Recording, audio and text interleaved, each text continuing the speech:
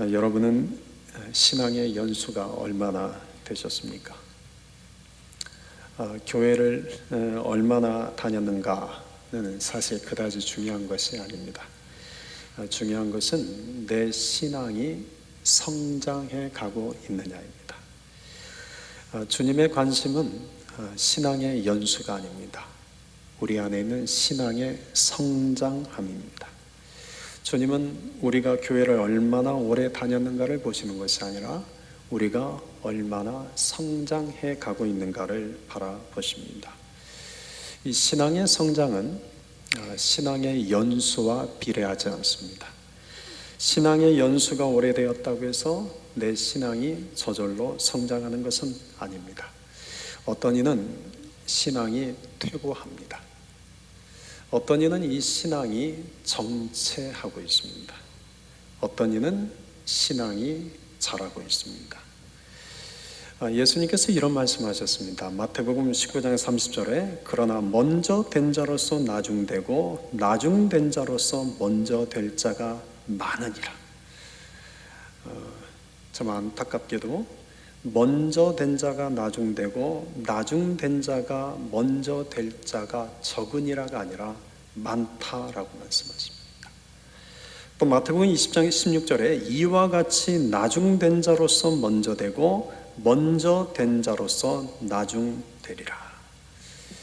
신앙의 연수가 오래되었다고 해서 먼저 되는 것이 아닙니다. 오히려 나중되기도 합니다. 반면 나중된 사람이 먼저 되기도 합니다. 그런데 중요한 것은 이런 사람들이 많다는 데 있습니다. 신앙의 연수가 오래되었다고 해서 모두 성장하지 않습니다.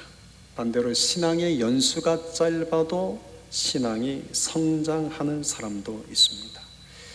교회 안에는 세 부류의 사람이 있습니다. 퇴보하는 신앙인, 정체된 신앙인, 성장 중인 신앙입니다. 여러분은 어디에 해당하십니까?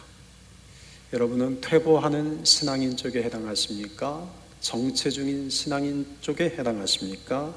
아니면 성장 중인 신앙인에 해당되십니까? 퇴보하는 신앙과 정체 중인 신앙은 특징이 있습니다. 변화가 없습니다.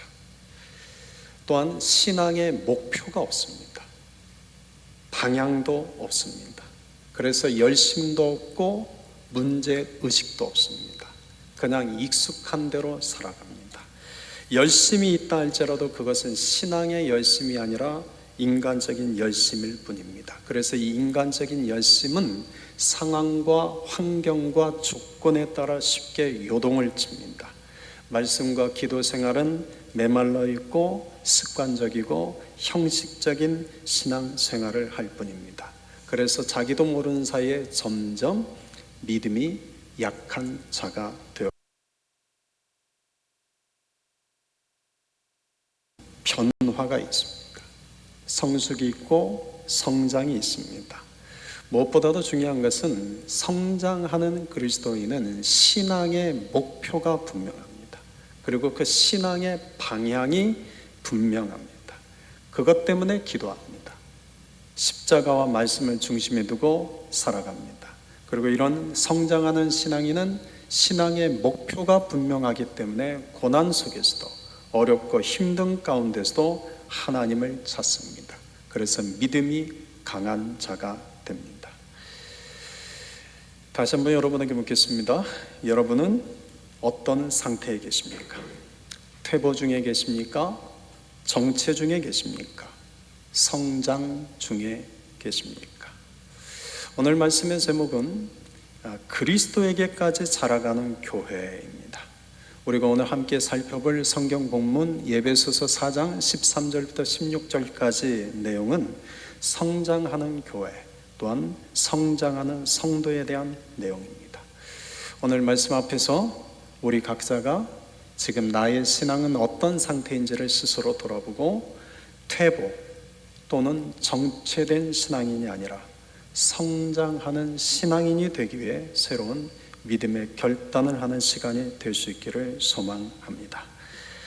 여러분, 신앙의 성장이란 어떤 의미일까요? 부터 한번 우리가 살펴봅시다. 13절에 이렇게 기록하고 있습니다. 13절 같이 읽읍시다. 우리가 다 하나님의 아들을 믿는 것과 아는 일에 하나가 되어 온전한 사람을 이루어. 여러분, 성장은 믿는 것과 아는 것이 하나가 되는 데서부터 시작합니다. 그러니까 믿음과 지식은 하나가 되어야 합니다. 근데 믿음은 하나님의 선물입니다. 그런데 지식은 배움의 결과입니다. 그래서 우리는 믿음뿐만 아니라 배우는 일에도 힘써야 합니다. 영성도 중요하지만 지성도 중요합니다. 믿음과 배움 또한 영성과 지성은 서로 균형을 이뤄야 합니다. 믿음 없는 지식은 지적인 교만함과 영적인 공허함을 낳습니다. 이것을 우리는 죽정이 신앙이라고 부릅니다. 반면 지식 없는 믿음은 미신적 신앙이 됩니다. 병든 신앙이라고 부릅니다. 지식만 있는 신앙은 성경은 많이 알고 논리는 정확할지 모릅니다. 그러나 쉽게 내가 알고 있는 그 지식으로 정죄하고 판단하고 교만합니다. 반면 믿음만 있는 신앙은 너무나 감정적입니다. 뜨겁게 믿기는 하지만 분별력이 없습니다. 그래서 쉽게 이리저리 치우칩니다. 믿는 것과 아는 일에 있어서 우리가 하나가 될 때 온전한 성도가 됩니다. 그러니까 바른 신앙인은 믿음과 배움, 영성과 지성의 균형을 맞추는 사람입니다.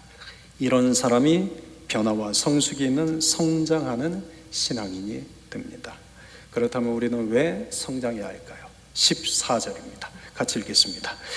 이는 우리가 이제부터 어린아이가 되지 아니하여 사람의 속임수와 간사한 유혹에 빠져 온갖 교훈의 풍조에 밀려 요동하지 않게 하려 함이라. 여러분, 신앙이 성장하지 않으면 어린아이 같은 신앙이 됩니다. 여러분, 어린아이 같은 신앙은 좋은 걸까요? 좋지 않은 걸까요? 어린아이 같은 신앙, 어떤 면에서는 좋은 거지만 오늘 본문에서는 이 어린아이 같은 신앙은 좋지 않은 의미라는 것을 이미 간파하셨을 겁니다.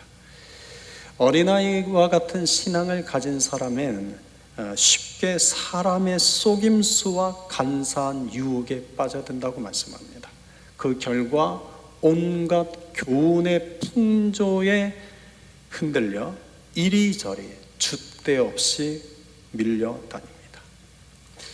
20세기 후반에는 번영신학이라는 것이 대세를 이루었습니다. 그래서 많은 교회들이 이 번영신학을 따라갔습니다. 21세기 접어들어서는 심리학에 물든 신학이 대세가 되었습니다. 그래서 교회가 심리학을 기반으로 한 성경 공부와 설교를 따라갔습니다. 최근에는 절대적 진리를 인정하지 않는, 절대적 진리를 강조하지 않는 상대주의 신학이 대세를 이뤄가고 있습니다. 여러분, 번영신학, 심리학에 물든 신학 또는 상대주의 신학 등은 진리가 아닙니다. 사람의 교훈일 뿐입니다. 의식이 있는 많은 신학자들과 의식이 있는 많은 목회자들이 교회 안에 유행처럼 퍼지고 있는 번영신학 또는 심리학에 물든 신학, 상대주의 신학을 비판합니다. 그 이유는 진리와 말씀에 뿌리 내리는 신학이 아니기 때문입니다. 그런데 여기에 저는 가장 더 심각한 위험이 있다고 생각합니다. 그것은 혼합주의 신학입니다. 진리와 말씀에 뿌리 내리지 않고 사람의 교훈을 따르는 번영신학, 또 심리학에 물든 신학, 상대주의 신학도 문제이지만 더 큰 문제는 혼합주의 신앙을 갖는 것입니다. 미혹하는 자 사탄은 우리로 하여금 순수한 신앙을 갖지 못하게 만듭니다. 오직 하나님 신앙, 오직 예수와 십자가 신앙을 갖지 못하게 합니다. 우리로 하여금 혼합주의 신앙에 빠져들게 만듭니다. 그래서 하나님도 좋고 세상도 좋고, 하나님도 사랑하고 세상도 사랑하게 만듭니다. 이것도 좋고 저것도 좋다.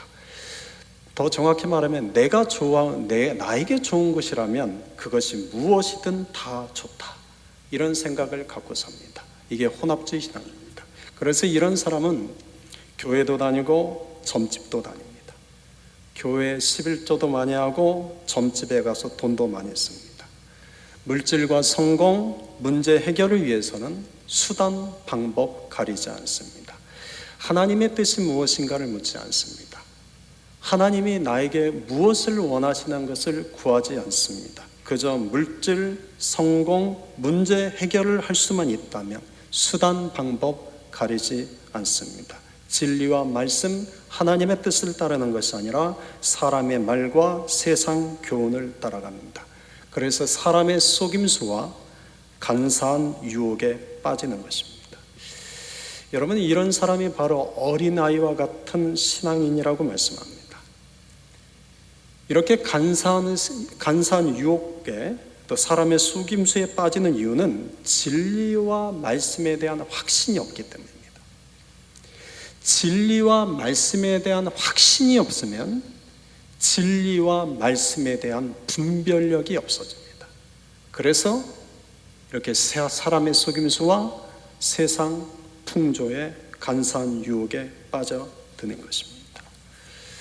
여러분은 어린아이와 같은 신앙인과 성숙한 신앙을 가진 자의 분명한 차이점이 있습니다. 히브리서 5장 13절 14절의 말씀입니다. 우리 같이 읽읍시다. 이는 젖을 먹는 자마다 어린아이니 의의 말씀을 경험하지 못한 자요 단단한 음식은 장성한 자의 것이니. 여러분, 어린아이와 같은 신앙인은 먹기에 편한 젖을 먹습니다. 그러나 무엇을 먹지 못합니까? 단단한 음식을 먹지 못합니다. 그 이유를 의의 말씀을 경험하지 못하였기 때문이라고 말씀합니다. 여러분, 의의 말씀이란 무엇일까요? 의의 말씀이란 하나님의 뜻을 이뤄가는 말씀입니다. 사람들의 관심은 하나님의 뜻을 구한다고 하지만 실제 사람들이 관심을 갖는 것은 하나님의 뜻이 아닙니다. 축복, 위로, 소망을 말씀을 더 좋아합니다.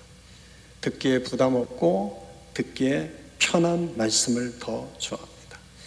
사람들은 하나님의 뜻을 구하려 하기보다 하나님의 뜻보다는 나의 뜻, 나의 소망, 나의 야망, 나의 욕심을 이뤄가는 것을 더 좋아합니다. 그래서 기도도 언제나 나의 뜻을 구하지 하나님의 뜻을 구하지 않습니다. 말씀도 내 마음에 드는 구절만 읽지 내 마음에 불편하거나 부담을 주거나 힘들게 하는 말씀은 피합니다. 그래서 번영신학, 심리학에 물든 신학, 상대주의 신학을 따라갑니다. 그리고 혼합주의 신앙에 빠져가는 것입니다. 여러분은 의의 말씀을 경험한 자는 하나님의 뜻이냐 아니냐가 중요합니다. 이것이 하나님의 뜻이라고 한다면 그것이 아무리 힘들고 어려워도 순종합니다. 나에게 부담이 되고 불편함이 있어도 따라갑니다. 그리고 하나님의 뜻인지 아닌지를 분별합니다. 그래서 의의 말씀을 경험한 자는 나에게 말씀을 맞추는 것이 아니라 말씀에 나를 맞춰갑니다. 이런 사람이 성숙한 신앙인이요 성장하는 그리스도인입니다. 그러나 의의 말씀을 경험하지 못한 자는 내가 하고 싶은 것만 합니다. 힘들고 어려우면 피합니다. 하나님의 뜻이냐 아니냐는 중요하지 않습니다.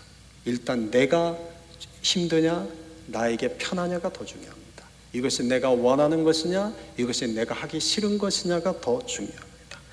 말씀에 나를 맞추는 것이 아니라 나에게 말씀을 맞추려고 합니다. 이것이 어린아이와 같은 신앙입니다. 사랑하는 성도 여러분, 신앙은 성장해야 합니다. 성숙해지고 변화되어야 합니다. 하나님의 뜻인지 아닌지 신앙의 분별력을 가져야 합니다. 이것이 우리가 신앙이 성장해야 할 이유입니다. 그렇다면 우리가 신앙의 성장을 어떻게 할 수 있을까요? 15절 우리 같이 읽겠습니다. 오직 사랑 안에서 참된 것을 하여 범사에 그에게까지 자랄지라. 그는 머리니 곧 그리스도라. 여러분, 사랑 안에서 참된 것을 한다. 이 말은 사랑과 진리가 함께 가야 한다는 뜻입니다. 시작은 진리에서부터 시작합니다. 여러분, 진리만 있으면 차갑고 비판적이 됩니다. 근데 반대로 진리는 없고 사랑만 있으면 방임하게 되고 타협하게 됩니다. 삶에 분명한 기준이 없습니다. 그래서 언제나 먼저 선명한 내 삶의 기준이 있어야 됩니다. 내 삶의 선명한 기준이 하나님의 말씀이어야 합니다. 여러분, 법원에서 판사는 선과 악을 구분합니다. 그리고 참과 거짓을 구분하죠. 그런데 그 판사들이 그것을 구분하는 기준이 있습니다. 법입니다. 그런데 만약 판사들이 법을 기준으로 판결하지 않는다면 어떻게 될까요? 그럼 어떻게 될까요? 예, 어른들이 흔히 쓰는 표현으로 개판이 되죠. 여러분, 신앙인들도 법과 원칙이 있어야 합니다. 법과 원칙이 없는 나라가 있습니다. 과거에는 어느 나라입니까? 과거에는 왕이 다스리던 나라였죠. 그래서 과거에는 왕의 말이 곧 법이었습니다. 그러니까 이 왕의 마음이 요동치는 것에 따라, 왕의 생각에 따라 어제는 죄가 오늘은 진리가 되고, 어제는 진리가 오늘은 죄가 됩니다. 왕 마음대로입니다. 오늘날에는 또 어떤 나라가 있습니까? 북한과 같은 공산주의나 독재자들이 다스리는 나라들이죠. 여기 이 독재자들은 법과 원칙에 따르지 않습니다. 자기 마음대로 합니다. 그래서 자기 생각이 곧 법이요, 자기 입에서 나오는 말이 곧 법이 됩니다. 그런데 신앙인들도 이와 똑같은 생활을 할 수 있습니다. 여러분, 우리 신앙인들이 우리가 살아갈 삶의 법과 원칙이 있어야 됩니다. 기준이 있어야 됩니다. 그것이 하나님의 말씀입니다.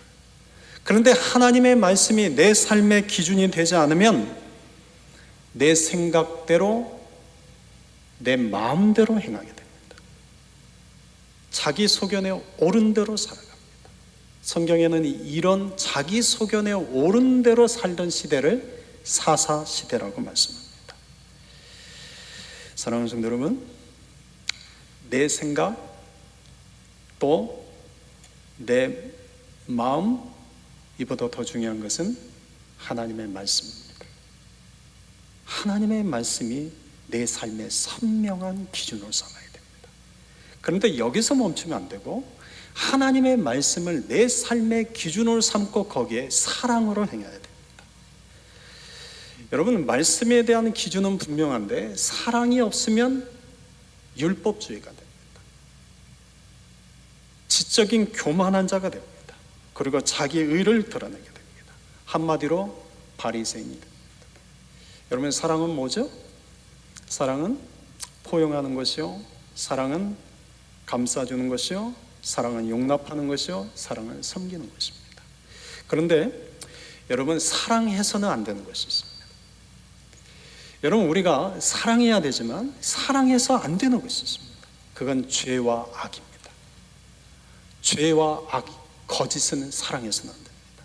그러나 죄인과 악인은 사랑해야 됩니다. 죄와 악은 사랑해서는 안 됩니다. 왜냐하면 우리는 진리, 하나님의 말씀을 따르는 진리가 있기 때문입니다. 그러나 죄인은 사랑하고 악인은 사랑할 수 있습니다. 우리는 사랑으로 행하는 자이기 때문입니다. 그래서 진리와 사랑은 함께 갑니다. 진리와 사랑은 동전의 양면과 같습니다. 그래서 예수님도 죄에 대해서는 단호하셨지만 죄인에 대해서는 용납하시고 사랑하셨습니다. 예수님께서 용납하지 못하는 두 부류의 사람들이 있었습니다. 첫째는 거짓 진리를 전하는 자들입니다. 로마서 6장 16장 17절에 이런 말씀이 있습니다. 우리 같이 읽읍시다. 형제들아, 내가 너희를 권하노니 너희가 배운 교훈을 거슬러 분쟁을 일으키거나 거치게 하는 자들을 살피고 그들에게서 떠나라. 여러분, 우리가 떠나가야 될 사람들이 있습니다. 누구입니까? 진리를 미혹하는, 거짓 진리를 전파하는 자들은, 거짓 진리를 가르치는 자들은 떠나가야 됩니다. 그런데 우리가 진리를 떠나간 자들에 대해서는 우리가 다가가야 됩니다. 야고보서 5장 19절에 이렇게 말씀합니다. 내 형제들아, 너희 중에 미혹되어 진리를 떠난 자를 누가 돌아서게 하면, 그러니까 다가가서 그를 돌이키게 하라는 것이죠. 여러분, 이것이 진리와 사랑입니다. 거짓 진리를 가르치는 자는 떠나가야 됩니다. 진리를 지키기 위해서입니다. 그러나 미혹을 받아 진리를 떠난 자에 대해서는 우리가 다가가야 됩니다. 사랑이기 때문입니다. 예수님께서 또 용납하지 못한 사람 둘째는 율법주의자들입니다. 우리가 잘 아는 것처럼 바리새인들과 사두개인들은 예수님께서 늘 강하게 책망하셨습니다. 그런데 이들은 여러분, 하나님의 말씀에 대한 선명한 기준이 있던 자들입니다. 이 바리새인들과 사두개인들은 누구보다도 하나님의 말씀을 선명한 기준으로 삼고 살았습니다. 그런데 이들에게는 무엇이 없었습니까? 사랑이 없었습니다. 그래서 자신이 알고 있는 말씀으로 다른 사람을 정죄하고 판단합니다. 그리고 자신들이 지은 죄와 악에 대해서는 합리화시켰습니다. 여러분, 이들에게 진리는 남을 판단하는 도구였습니다. 이들에게 사랑은 자신의 죄와 악을 합리화하는, 변호하는 수단이었습니다. 그래서 자기 자신에게는 관대했고 남에 대해서는 엄격했습니다. 그런데 여러분, 반대가 되어야 됩니다. 나 자신에 대해서는 진리로 엄격해야 됩니다. 그러나 남에 대해서는 사랑으로 관대해야 합니다. 이것이 진리와 사랑을 추구하는 자입니다. 사랑 안에서 진리를 행하는 자가 바로 그리스도에게까지 성장하게 됩니다. 우리의 성장을 돕는 몇 가지 가르침을 여러분에게 나누고 싶습니다. 첫째는 여러분, 말씀을 배우십시오. 여러분, 말씀을 내 삶의 선명한 기준으로 삼기 위해서는 말씀을 배운 자가 되어야 됩니다. 디모데전서 4장 6절에 보면 믿음의 말씀과 네가 따르는 좋은 교훈으로 양육을 받아라. 배워야 됩니다. 여러분, 말씀을 배워야 말씀이 내 삶의 선명한 기준이 됩니다. 히브리서 5장 14절에서 말씀합니다. 단단한 음식은 장성한 자의 것이니 그들은 지각을 사용함으로 연단을 받아 선악을 분별하는 자들이라. 여러분, 단단한 음식을 먹는 성숙한 자는 지각을 사용합니다. 지각을 사용하고 연단을 받습니다. 그리고 선악을 분별한다라고 말합니다. 여러분, 지각을 사용한다는 것은 어떤 뜻이냐면 생각하고 묵상한다는 뜻입니다. 연단한다는 것은 나 자신을 훈련한다는 뜻입니다. 그리고 선악을 분별한다는 것은 하나님의 뜻인지 아닌지를 구분한다는 뜻입니다. 속으로 성경 공부 모임 때 제가 숙제를 냅니다. 주일 설교를 듣고 느낀 점, 그리고 적용할 것을 써서 숙제를 내라고 제가 그 숙제를 냈습니다. 지금도 매주 숙제를 지금 하고 있는데, 여러분, 설교를 듣는 것은 젖을 먹는 것입니다. 여러분들이 지금 제 설교를 듣고 있죠? 근데 이 설교를 듣는 것은 젖을 먹는 것입니다. 여러분들이 고민하고 여러분을 묵상하고 여러분을 깨닫는 것이 아니라 제가 여러분을 먹기 좋게 잘 만들어서 여러분들에게 전달해 줍니다. 여러분이 다 쉽게 젖을 먹는 것입니다. 그런데 말씀을 들은 뒤에는 여러분이 지각을 사용하셔야 됩니다. 말씀을 들은 것으로 끝나면 안 됩니다. 오늘 말씀 앞에서 나 자신을 돌아보고 오늘 그 말씀을 나의 삶 가운데 어떻게 적용할 것인지를 생각하고 묵상해야 합니다. 이게 지각을 사용하는 겁니다. 그리고 그 말씀을 내 삶에 행하는 훈련을 하셔야 됩니다. 이것이 연단입니다. 그럴 때 나의 삶이 하나님의 뜻인지 아닌지를 분별하게 됩니다. 여러분, 착각하는 것은 내가 하나님의 말씀을 들으면 하나님의 뜻을 분별할 수 있다고 생각하는 것입니다. 여러분이 하나님의 말씀을 아무리 많이 듣는다고 해서 저절로 하나님의 뜻을 분별하지 않습니다. 하나님의 말씀을 듣고 하나님의 그 말씀을 내 지각을 사용하여 생각하고 묵상하고 그 말씀을 내 삶 가운데 적용하는 훈련의 삶을 살아갈 때 여러분, 비로소 내 안에 하나님의 뜻인지 아닌지, 무엇이 하나님이 기뻐하신지 아니신지를 분명한 기준을 갖게 됩니다. 둘째, 여러분, 기도하며 순종하십시오. 여러분, 기도는 성령의 도움을 받게 합니다. 그리고 순종은 하나님의 말씀이 내 삶에 이루어지게 합니다. 여러분, 말씀을 배우기는 하지만 기도와 순종이 없으면 머리만 커집니다. 여러분, 배운다는 것은 어떤 의미일까요? 저는 이 배움을 단순히 지식을 쌓는 과정이 아니라 배움은 순종할 기회를 주는 것이라고 생각합니다. 우리가 순종하고 싶어도 몰라서 순종하지 못하는 거죠. 그런데 우리에게 배운다는 것은 그 배움만큼 우리가 순종할 수 있게 합니다. 그래서 배움은 곧 순종할 기회를 줍니다. 그런데 그 배움 그 자체로 결코 성장하지 않습니다. 내가 배운 대로, 들은 대로, 깨달은 대로 기도하며 순종할 때 성장하는 것입니다.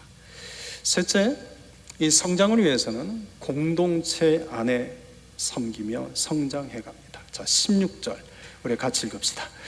그에게서 온몸이 각 마디를 통하여 도움을 받음으로 연결되고 결합되어 각 지체의 분량대로 역사하여 그 몸을 자라게 하며 사랑 안에서 스스로 세우느니라. 여러분, 교회는 그리스도의 몸이요 우리는 그 머리 대신 예수님의 지체들이라고 말씀드렸습니다. 여러분, 내 몸의 어느 한 지체가 내 몸을 떠나 있으면 성장할 수 있습니까? 없습니까?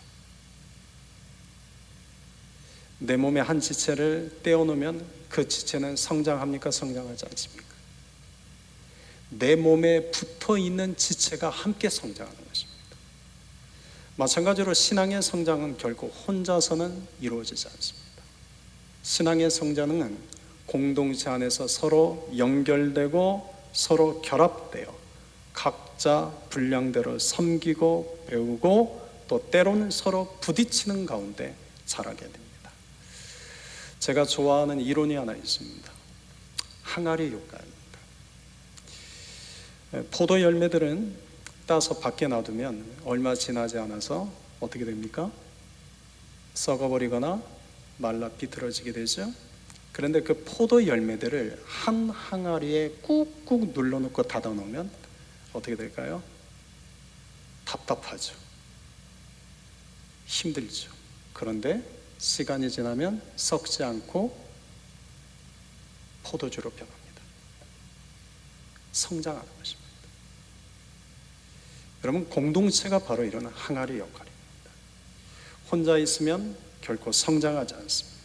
공동체라는 항아리 안에 우리가 함께 부딪히며 함께 살아갈 때 우리가 성장할 수 있는 것입니다. 넷째, 고난은 또 다른 성장의 기회가 됩니다. 야고보서 1장 4절 같이 읽읍시다. 인내를 온전히 이루라. 이는 너희로 온전하고 구비하여 조금도 부족함이 없게 하려 함이라. 여러분, 고난이 좋습니까? 싫습니까? 고난이 좋으십니까? 싫으십니까? 저도 고난은 싫습니다. 고난은 우리를 불편하게 합니다. 고난은 우리를 힘들게 합니다. 그런데 그 고난을 피하지 마십시오. 저도 고난이 싫습니다. 그리고 고난을 저도 피하고 싶습니다. 그런데 여러분, 고난은 성장통입니다. 나의 신앙이 자라는 데 있어서 고난 없이 성장하지 않습니다. 그래서 고난이 클수록 성장이 큽니다. 그러니까 내 삶에 고난이 없는 것을 자랑하지 마십시오. 그러니까 나는 지금까지 살면서 고난이 없었습니다 라고 말하는 사람에 대해서는 야, 하나님께 복을 받았군요 라고 인사는 하지만 속으로는 생각을 해, 아, 이분의 신앙이 어린아이 같겠구나. 그래서 작은 일에도 쉽게 넘어지겠구나. 바람이 불면 쉽게 쓸려가겠구나. 여러분, 고난은 우리를 더욱 성장하는 밑거름이 됩니다. 고난은 성장통과 같습니다. 그러니 여러분, 고난이 다가오면 피하지 마십시오. 어렵고 힘들면 피하지 마십시오. 어렵고 힘들수록 묵묵히 믿음으로 인내하며 그 자리를 지켜가십시오. 그것이 성장할 기회가 됩니다. 마지막으로 우리가 그렇다면 이제 어디까지 살아야 할까요? 자, 13절 하반절에 이렇게 기록하고 있습니다. 그리스도의 장성한 분량이 충만한 데까지 이르리니. 또 15절 하반절에 범사에 그에게까지 자랄지라 그는 머리니 곧 그리스도라. 여러분, 우리의 목표는 단지 착한 사람이 되는 것이 아닙니다. 우리의 목표는 좋은 그리스도인이 되는 것입니다. 근데 좋은 그리스도인은 어떤 사람입니까? 예수님에 이르기까지 자라는 사람입니다. 여러분, 우리의 목표는 예수 그리스도입니다. 우리는 그분을 닮아가고, 우리는 그분을 사랑하고, 우리는 그분을 따라가는 것입니다. 그래서 성장이라는 것은 또 다른 말로 예수님을 닮아가는 여정입니다. 그런데 우리가 조심해야 할 것이 하나 있습니다. 이 정도면 됐지, 이 정도면 괜찮지. 여러분, 이 생각 조심하십시오. 여러분, 사람은 나이 들면 잘할까요? 잘하지 않을까요? 나이가 들면 잘할까요? 잘하지 않을까요? 몸은 잘하지 않지만, 겉사람은 낡아지지만, 후패해지지만, 우리의 신앙, 우리의 믿음은 잘할까요? 잘하지 않을까요? 여러분들이 말한 대로 될 것입니다. 나이가 들어도 신앙은 자라납니다. 85세의 갈렙은 하나님의 약속의 말씀 붙들고 이렇게 외쳤습니다. 하나님 아버지께서 약속하신 그 산지를 나에게 주십시오. 언젠가도 말씀드렸지만 제가 가끔 교제하는 94세 먹은 어느 집사님 계십니다. 이분은 65세에 예수님을 처음 믿었습니다. 그런데 놀라운 것은 보통 심리학에서는 이런 말합니다. 교육학에서는 이런 말합니다. 60세가 넘으면 변화를 기대하지 마라. 그만큼 어렵다는 것이죠. 근데 이분이 65세 예수님을 만났으니 이분이 예수님을 얼마나 알겠어요? 그런데 94세가 된 지금 이분은 예수님과 십자가를 생각하며 그 노인이 눈물을 흘립니다. 하루를 시작하고 하루를 마칠 때 하나님을 찬양하며 감격스러워서 그 감격스러운 마음을 글로 남깁니다. 여러분, 나이가 문제가 아니라 내 마음이 문제입니다. 나이가 나를 늙게 만드는 것이 아니라 내 마음이 나를 늙게 만드는 것입니다. 그래서 성경은 말씀합니다. 고린도 후서 4장 16절, 그러므로 우리가 낙심하지 아니하노니 우리의 겉사람은 낡아지나 우리의 속사람은 날로 새로워지도다. 아멘. 저도 이제 50대 중반을 향해 가니 점점 겉사람이 낡아져 가고 있습니다. 그것은 피할 수 없는 것이죠. 그러나 저의 속사람은 날로 새로워지기를 저는 소망합니다. 정말 저는 날마다 제 마음이 새로워지기를 원합니다. 여러분들 중에 가끔 세월의 흔적을 거스르는 분도 있지만 우리는 누구나 다 겉사람은 후패해집니다. 근데 속사람은 그리스도 예수 안에서 날마다 새로워지고 자라나는 자들이 될 수 있기를 주님의 이름으로 축원드립니다. 여러분, 우리가 자라날 수 있는 이유는, 우리가 새로워질 수 있는 이유는 고린도후서 5장 17절의 이 말씀 때문입니다. 그런즉 누구든지 그리스도 안에 있으면 새로운 피조물이라. 이전 것은 지나갔으니 보라 새 것이 되었도다. 아멘. 예수님 안에 거하는 자들이 됩시다. 하나님은 우리가 퇴보하거나 정체되지 않고 계속해서 자라가기를 원하십니다. 여러분, 신앙은 퇴보하거나 정체하면 썩기 시작합니다. 그런데 신앙은 자라나면 열매를 맺습니다. 여러분에게 첫 설교 초두에 했던 질문을 다시 한번 드리겠습니다. 여러분은 퇴보 중이십니까? 정체 중이십니까? 성장 중이십니까? 질문을 다시 바꾸겠습니다. 여러분은 계속 퇴보하고 싶습니까? 정체하고 싶습니까? 성장하고 싶으십니까? 우리 입술에 고백을 들으시는 하나님이, 우리가 그리스도 예수 안에서 겉사람은 낡아질지라도 속사람은 날로 새로워지고 그리스도에 이르기까지 우리가 자라나는 자들이 될 수 있기를 주님의 이름으로 축원드립니다. 아멘.